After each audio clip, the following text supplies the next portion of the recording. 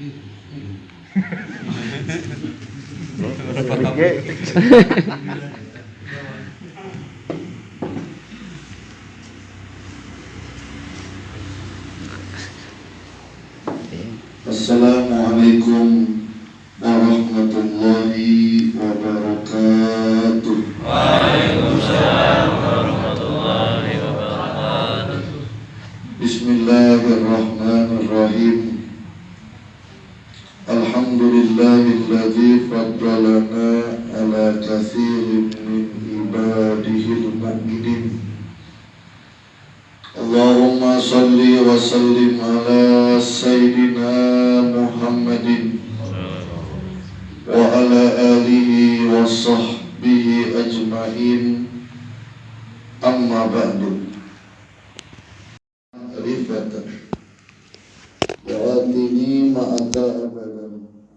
Ahli silsilah Thariqah Qadiriyah Naqsabandiyah Mahat Suryalaya Sirna Rasa, wabil khusus Sayyidina wa Murabbi Arwahina pengersa Abah Awas Qaddasallahu sirrah, wa nafa'na Allahu bihi wa bi anwa'i ulumihi wa asrarihi wa karamati bi barakatil Fatihah.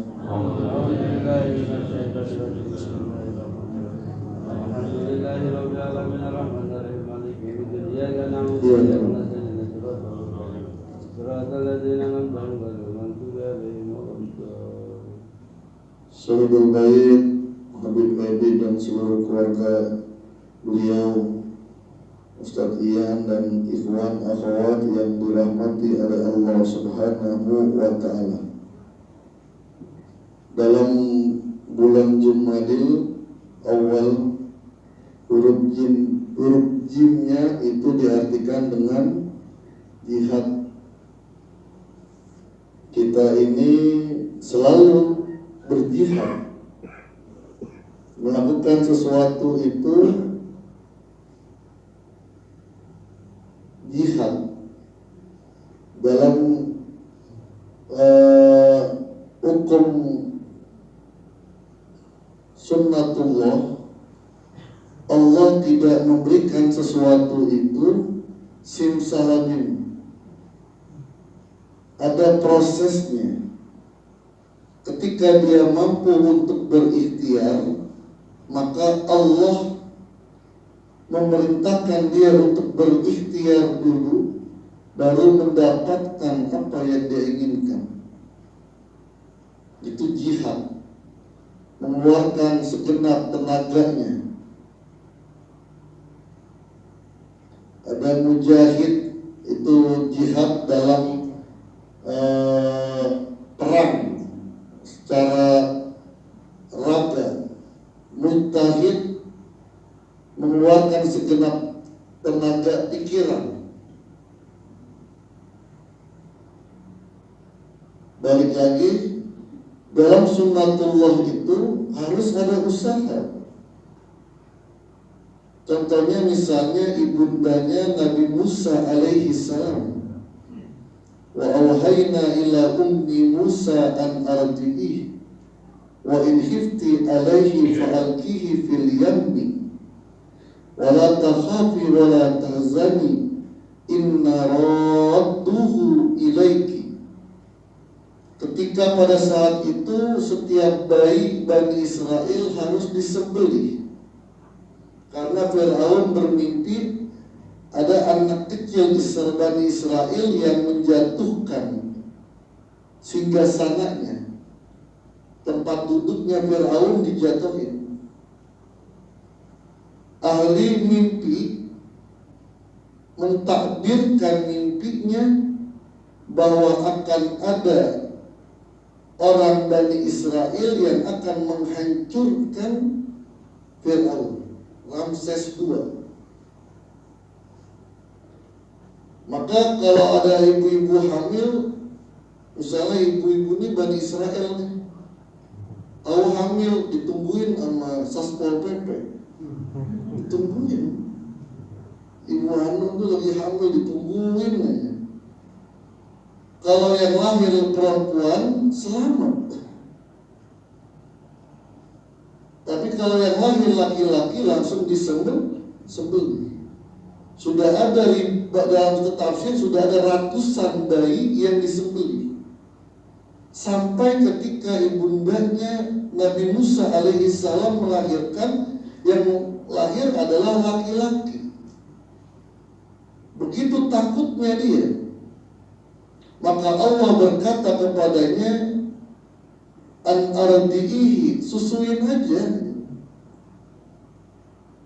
susuin, nggak usah takut, Allah yang akan menjaganya. Maka Nabi Musa disusuin oleh ibundanya selama 3 bulan. Semakin lama semakin kencang tangisannya, semakin takut ibundanya. Maka goyang keyakinannya kepada Allah. Maka kata Allah, fa in khifti alaihi fa alqihi fil yam. Kalau kamu takut, belum benar-benar yakin kepadaku, ya sudah, anakmu itu masukkan ke dalam peti, alirkan ke dalam sungai. Wala takhafi wala tahzani, kamu jangan takut, jangan sedih. Allah janji apa? Inna radduhu ilaih. Sesungguhnya kami, Allah, akan mengembalikan putramu kepadamu. Janji Allah. Apa yang terjadi ketika bayi itu dimasukkan ke dalam peti lalu dialirkan ke sungai? Pikirannya ibunda Nabi Musa, oh mungkin nanti ada nelayan, ada orang yang akan menemui peti ini lalu diambil dia sebagai anak, selamatlah.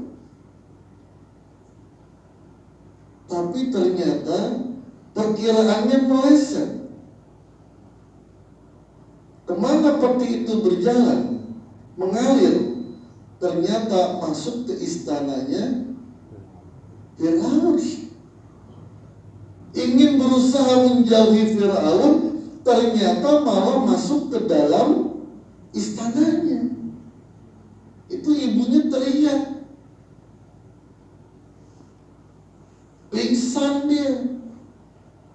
Tapi dia dengar, dia pegang janjinya Allah, inna radduhu ilaiki, kami akan mengembalikan putramu.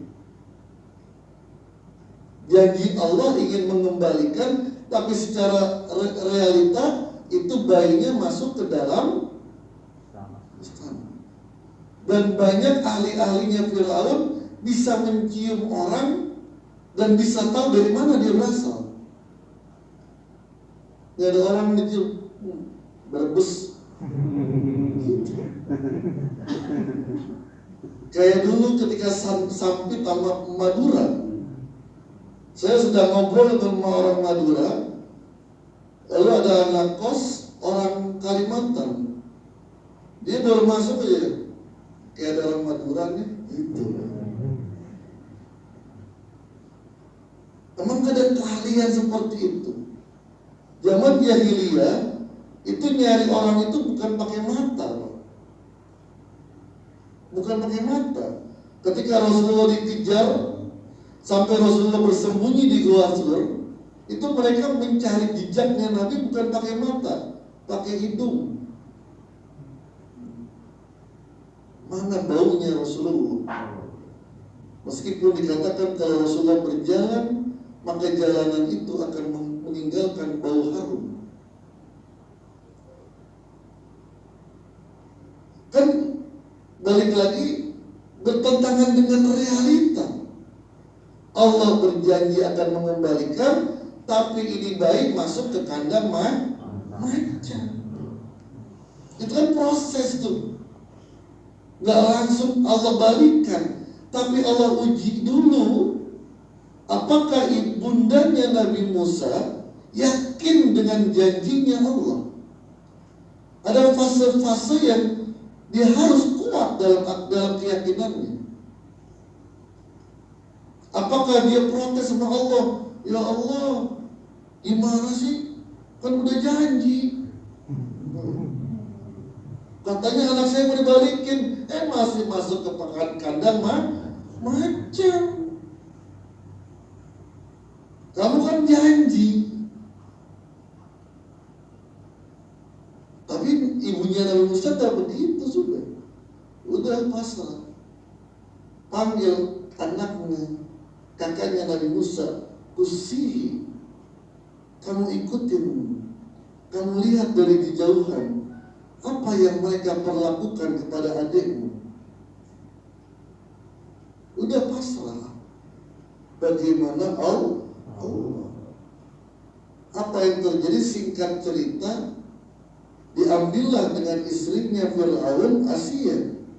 Dia senang dan dia memerintahkan seluruh pasukannya jangan ada yang berani membunuhnya, termasuk kepada suaminya Fir'aun. Fir'aun itu galaknya luar biasa, tegasnya luar biasa, sama bininya kalah. Kalah bininya. Kata bininya, qurratu ain, ini membahagiakan saya. Bunuh. Enggak. Bunuh. Jangan. Ya udah enggak usah. Apa yang terjadi selanjutnya? Musa menangis karena kehausan. Dikumpulin tuh ibu-ibu yang sedang menyusuin, si Inem, si Maryam, Diem, kumpul semuanya. Satu persatu dipanggil.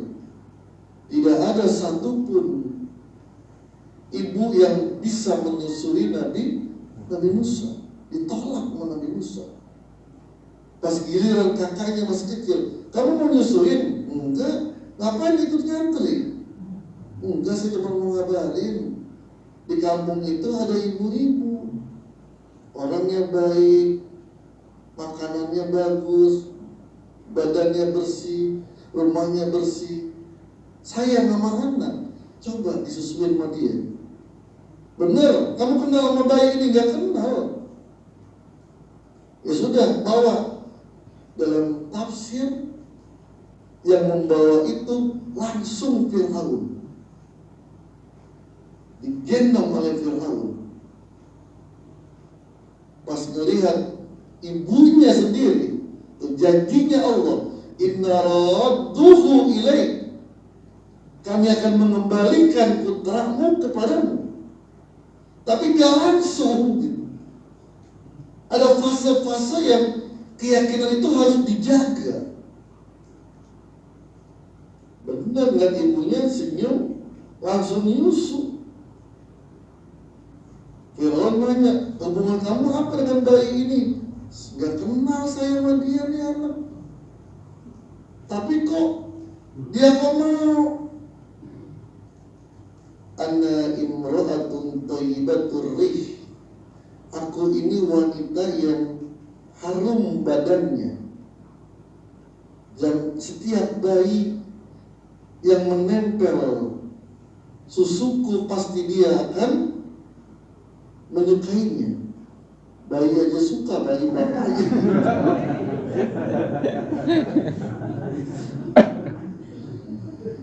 Apa? Itu fase. Itu perlu jihad.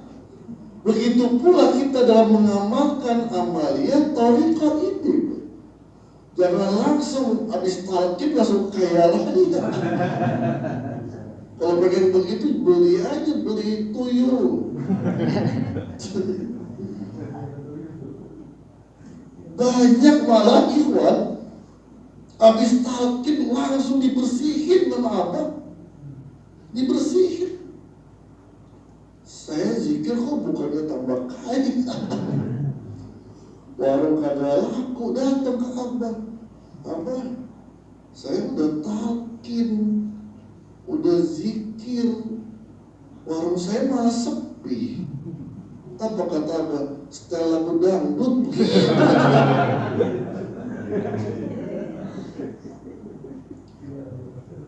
Ada lagi Orang habis zikir dibersihin badannya, Pak.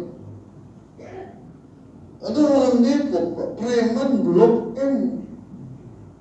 Kalau Habib ini kan preman Cipete. Kan preman Cipete. Ini preman Cipete ini. Jagoan, pas suntikan aja takut itu. Preman Blok M tahun 90-an tuh luar biasa, Pak. Bisa megang melawai itu udah luar biasa. Kebal, Pak, kebal. Dapat talkin, naik motor jatuh, tangannya berdarah. Berdarah bukannya takut, malah girang. Udah lama nggak ngeliat darah, mau ketemu abang, bareng-bareng sama kita nih. Aduh, saya bingung ini Ustaz nih. Apa nih, BAB terus bersihin perutnya. Dibersihin ketemu abang.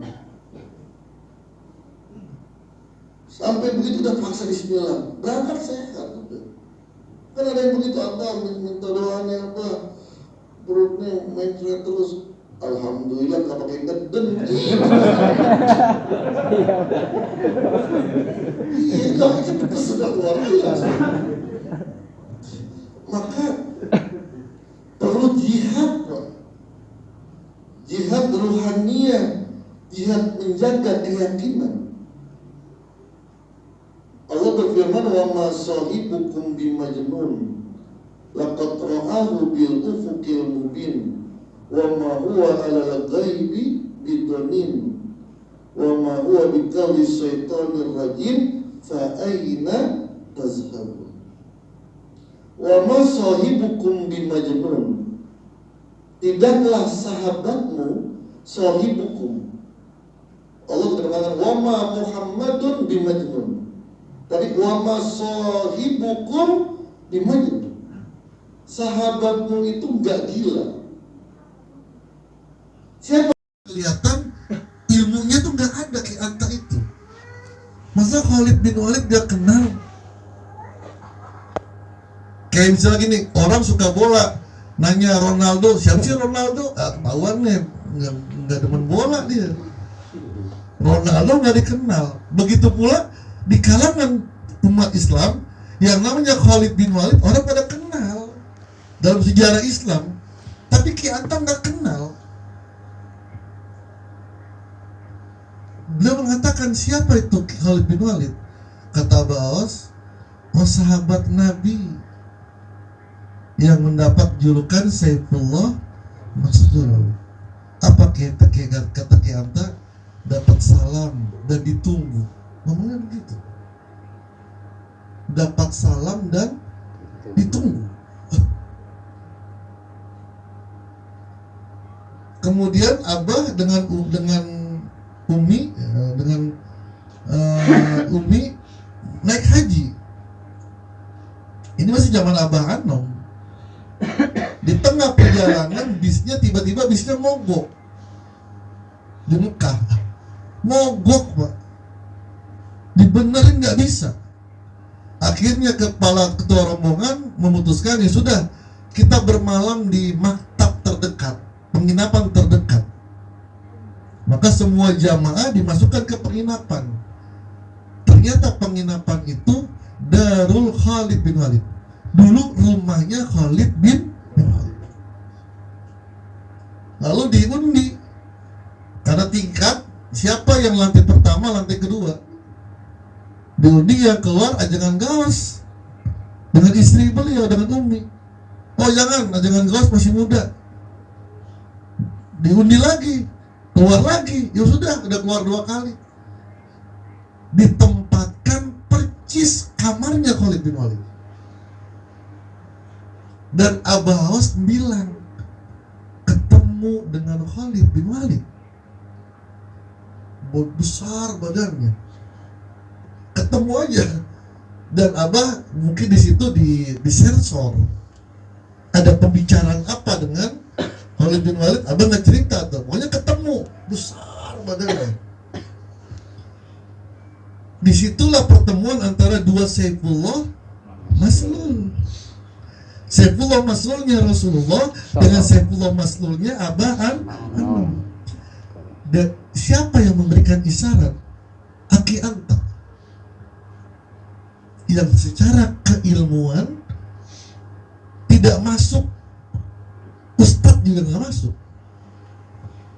Ustadz aja nggak masuk. Tapi karena keyakinannya, mahabbahnya kepada orang yang mulia, Allah berikan kemuliaan kepada dia. Tapi syaratnya jangan jadi tujuan. Jangan jadi tujuan. Misalnya gini, contoh daripada orang yang benar-benar cinta dengan tulus, yakin dengan tulus. Misalnya ilustrasinya gini, biasanya masuk ke tempat rekreasi, tempat berenang lah, atau restoran lah, itu tasnya diperiksa, Pak. Saya tuh sering berenang dengan anak-anak, dengan keluarga, itu tas diperiksa, Pak. Makanan itu nggak boleh masuk. Bapak bawa seblak ceker ayam lagi, pas mau masuk dilarang, nggak boleh. Pilihannya itu seblak tinggal di sini, Bapak masuk, atau Bapak dan seblak tinggal di luar, jangan masuk. Di dalam sudah disediakan makanan beraneka ragam, sudah ada semuanya. Nggak boleh bawa makanan dari luar. Dan di luar sudah ada semuanya. Kira-kira kita bertahan di luar dengan seblak yang kita bawa, atau yaudah seblak tinggal aja, kita masuk karena di situ sudah ada makanan. Kira-kira milih yang mana? Seblak tinggal. Begitu pula berakhlak kepada guru mursyid. Tulus dalam mahabbah, tulus dalam keyakinan adalah kalau kita bawa amalan dari luar. Mungkin bapak-bapak, saya yakin ibu-ibu sebelum masuk Thoriqoh ini amalannya udah banyak lah. Wah, udah kemana-mana, udah kumpul itu mana amalan. Pengen masuk ke Abah, bukan cuma melihat, pengen masuk. Kalau melihat doang nggak apa-apa, dari jauh silakan. Maka saya sering mengatakan gini, ikhwan banyak yang bisa melihat Abah, ikhwan banyak yang bisa menyentuh Abah, tapi tidak semua ikhwan bisa mendapatkan Abah, masuk ke dalam Abah. Nggak semuanya, termasuk saya juga belum mungkin. Orang yang benar-benar ingin masuk ke Abah itu tulus dan tulus dalam mahabbahnya, tulus dalam keyakinannya. Kita bawa amalan masuk ke dalam Abah. Abah sudah mengatakan tidak mengamalkan amalan selain yang diamalkan oleh guru mursyid. Kira-kira biar kita masuk, kita milih masuk ke Abah atau tinggal di luar bersama dengan amalan yang sudah ada. Orang yang tulus dalam mahabbahnya, tulus dalam keyakinannya, maka amalan itu diletakkan. Dia masuk hanya mengamalkan amalan yang diberikan oleh guru mursyid. Menunya guru mursyid. Itulah ketulusan ya, dalam mahabbah dan ketulusan dalam keyakinan. Maka perlu adanya manakiban. Kenapa Abah itu kalau ketemu ikhwan yang ditanya gimana manakib di sana? Gimana manakib di sana? Karena tujuannya manakib itu adalah untuk menstabilkan keyakinan kita dan mahabbah kita kepada guru mursyid. Itu Pak. Kalau sebulan nggak manakib, bisa jadi kita menganggap abah orang biasa aja, atau menganggap amalan kita yang la ilaha illallah itu biasa-biasa aja, dan itu akan menjatuhkan kemuliaan dia di hadapan Allah. Jadi amalan itu harus dengan keyakinan. Ya kalau nggak salah ceritanya Sunan Geseng ya, yang dikasih amalan ya hayu ya qayyum, tapi bacanya ya kayyuku ya kayyumu. Iya, Sunan Geseng kan begitu, tapi yakin dia dengan amalan itu berhasil.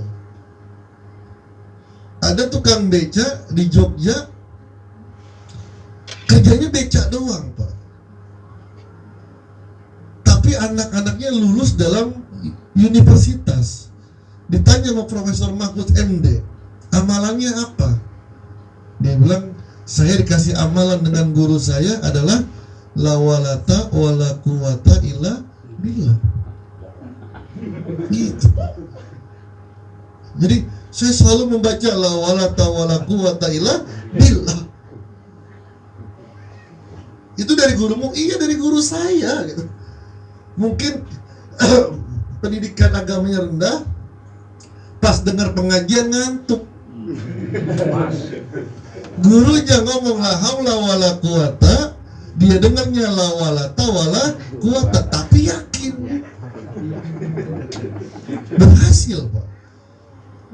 Itulah Bani Hasyim kenapa dijadikan amalan pokok dalam TKN.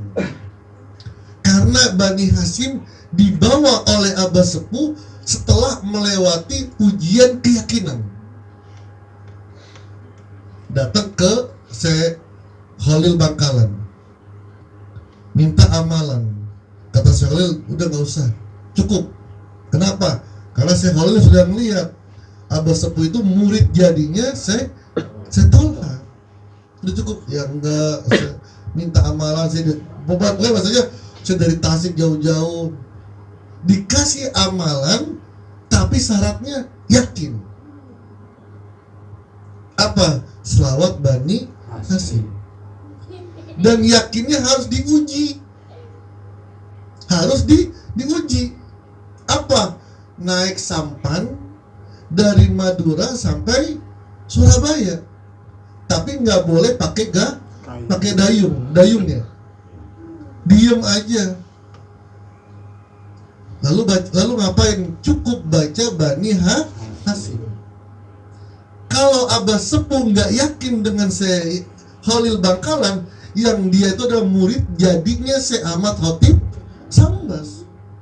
Kalau dia nggak yakin dengan itu, setahun juga di situ aja nggak kelar.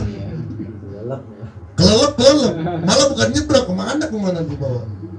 Tapi karena yakin dengan gurunya, udah baca selawat Bani Hasyim aja, lebih cepat daripada sampan yang pakai dayung. Abah Awas cerita, Abah Sepuh diuji oleh Syekh Tolha keyakinannya. Lagi jalan-jalan di Kali Sepuh. Itu ada sungai namanya Kali Sepuh, yang banyak buayanya. Kalau sini kan buaya daratnya yang banyak. Itu buaya benar. Dan buayanya kelihatan. Abah Sepuh diuji dengan oleh Syekh Tolha. Apa? Mubarak lompat ke sungai. Kok Abah Awas nggak muji? Karena tahu Abah Awas muridnya belum pada yakin. Kalau Abah Sepuh nggak yakin, udah tinggal kolornya doang paling. Karena yakin dengan gurunya, nggak ada satupun buaya yang nyentuh. Abah Sepuh muji Abah Anom. jalan dari Suryalaya ke Madura, jangan belok-belok, jangan belok-belok. Saya pas dengar kayak gitu, gimana nggak belok-belok? Abah ceritain Abah cerita pakai Abah ya, nggak tahu nih apakah Abah Anom atau Abah Awas. Abah Anom ketika mendapatkan perintah nggak nanya, udah diikutin. Katanya untuk yakin ihdinas syiratal mustaqim, bahwa apa yang kita jalanin itu benar-benar lurus. Jalan lurus, jangan belok-belok. Dalam hati, gimana nggak belok-belok? Abah Aus langsung cerita begini. Abah Anom nggak pakai nanya, dia jalan. Ketika ketemu tebing, Abah ditidurin. Saya nggak tahu nih apa ketika jalan dengan Abah Awas, mungkin bahasanya Abah ditidurin. Tiba-tiba sudah ada di seberang. Jalan lagi. Ada bukit tinggi. Ketemu bukit tinggi. Abah ditidurin lagi. Tiba-tiba udah dari atas. Perjalanan itu menghabiskan waktu selama 2 tahun. Bisa seperti itu kembali lagi ke Suryalaya. Kenapa? Karena meyakini kepada gurunya. Waduh, Abah kok belum ngasih kayak begitu? Ya, tahu Abah murid-muridnya pada mencret. Maka Abah, tapi gini. Oh iya ya, dulu kok amalan berat banget ya. Dulu kalau minta talkin ke Abah Sepuh itu harus ke Abah Sepuh itu harus tirakat dulu kan, bisa 40 hari sholat di tempat di tong yang nggak buat apa-apa, suruh puasa dulu, kalau berhasil baru ditalkin dulu gitu. Zamannya Syekh Tolha lebih parah lagi. Pertanyaannya, ketika orang minta talkin ditanya dulu, kamu mau mengamalkan ini benar? Iya guru. Siap Kiai. Siap susah, ngomong gitu Pak. Ngamal ini siap susah nggak? Siap. Dipanggil istrinya. Dek sini dek. Suamimu ingin mengamalkan ini dan dia siap hidup susah. Kamu gimana? Kata istrinya, jangankan siap, nggak siap juga ada susah, begitu.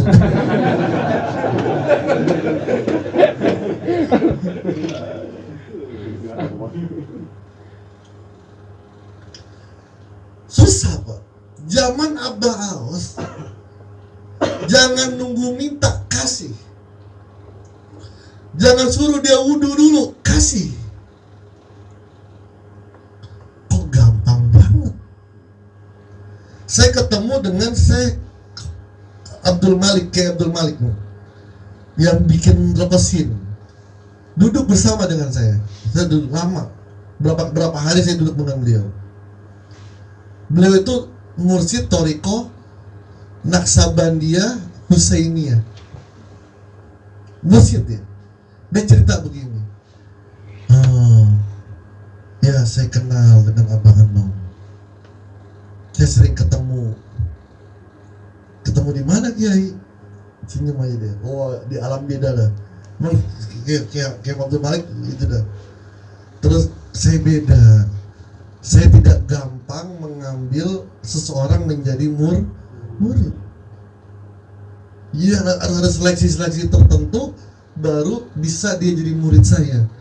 Karena pertanggungjawaban saya di hadapan Allah. Balik lagi ke Abah Awas, kok gampang banget. Bahkan asal ngikut aja selamat bener. Kalau bahasa saya mau rombongan terakhir gak apa-apa dah. Pasti ngikut. Tidak ada yang tertinggal, kata. Tidak ada yang tertinggal. Kok gampang banget. Pas di Bandung di apartemen Newton. Habis sholat subuh, Abah langsung berbalik. Ada beberapa orang doang yang di sana. Saya bersama dengan almarhum Haji Sarifuddin, Haji Udin. Langsung berbalik ngomong begini langsung. Ini di otak ini nih, kok gampang banget thariqah ini ya? Gampang banget gitu, bisa jadi menjadi pengikut thariqah tuh gampang. Dulu kan susah banget. Abah langsung berbalik. Langsung cerita begini. Dulu ngeratain tanah itu pakai pacul. Sebulan baru rata. Tanahnya rata, yang macul badannya bengkok. Gitu loh. Ya, badannya bengkok apa gitu loh. Sekarang pakai apa namanya? Pakai beko. Itu pas lagi beko baru beli tuh. Sekarang pakai beko. Nggak sampai sehari tanah rata.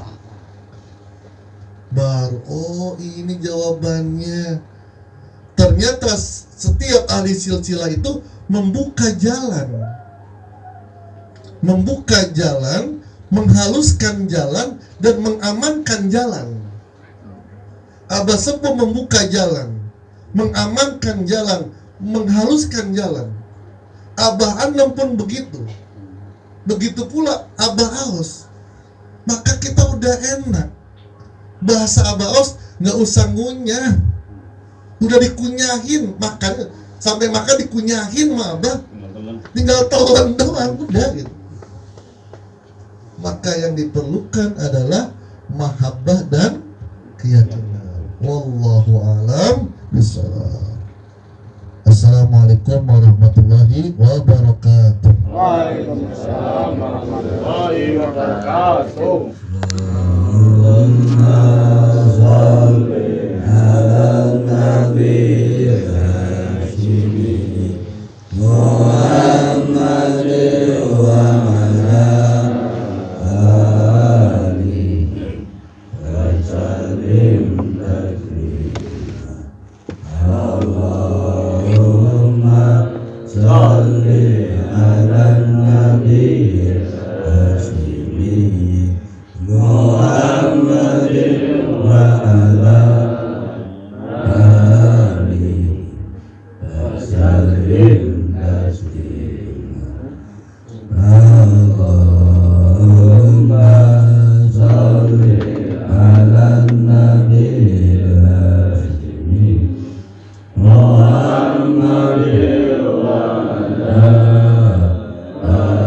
alihi wa sallim taslima. Salamullah ala Taha Rasulillah. Salatullah salamullah ala Yasin Habibillah. Tawassalna bismillah wa bil hadi Rasulillah wa kulli mujahidin lillah bihabil badri ya Allah.